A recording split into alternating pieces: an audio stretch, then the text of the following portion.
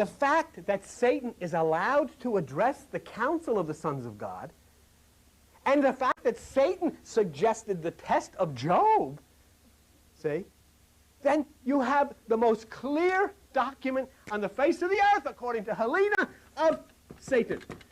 What is it? Satan then becomes an accuser in the same way that a public prosecutor is in our own court system. Trusted with prosecuting the case. Very distinguished. I mean, this is not some guy coming, everybody, the way you picture, everybody comes into the council with a white sheet on, and a little halo. Here comes this other guy back in the back door, with a red suit on and a long tail. Here he is. No, not at all. Very distinguished. This is the only one that had a chance to speak. This is the prosecutor. Okay, go ahead. Let's see what this is all about. In the Egyptian religions, there was the same exact situation. The accuser, the tester, the prosecutor was called Typhon.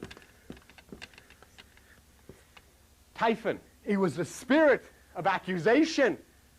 And he was a very, very strong spirit. And actually is the root of the word typhoon. Really. The strong wind that can destroy. And Typhon did the same thing to Amenti that Satan did to Job.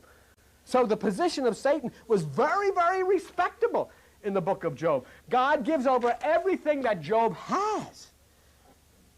So that's quite a level of trust. And Blavatsky says, as you would trust a prosecutor to build a case against an accused, God trusted Satan. Huh? Hey, who was quote unquote the traitor in the Jesus story? Judas. And what was he? He was the entrusted leader. He was the treasurer of the. He was very trusted. And in fact, you may not know this, but in the Passover it says they asked Jesus, "Who will betray you?" And he says, "The one in whom I dip the sop." Well, dipping the sop means you take a little piece of bread, you dip it in gravy. He says, "The one in whom I dip the sop." But you know what? Look in dictionary, Webster's dictionary, where you go and look up the word S-O-P, sop. It means to dip gravy, but it also means to receive a favor from one in a position of trust. And the book says the only one that could be trusted to do this was Judas. Come on. If you were standing down there and standing with them all as going to get ready to crucify Jesus, and you said, "No, no, no, he's my Lord," you would have been acting against the will of God. Huh?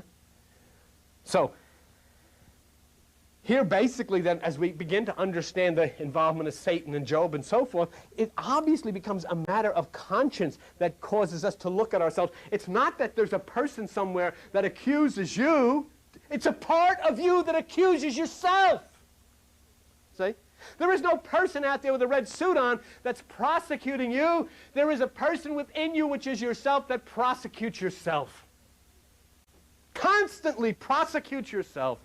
Always testing yourself, finding fault with yourself, because we've never, ever, ever learned the truth of what Jesus tried to tell us. The kingdom of God is within you. Find it. Make it flower like a rose. Don't be afraid. You've listened to these people who call themselves Christians, who are anything but, who have single-handedly destroyed this planet, and they have said you're a worthless sinner, and yet the one that they honor, Jesus Christ, said, "No, you're not. You are the light of the world, and you can do better than me," which is great. And Helena Blavatsky says that it was through ignorance of the early Christians that Satan became identical with the devil. Two completely different entities.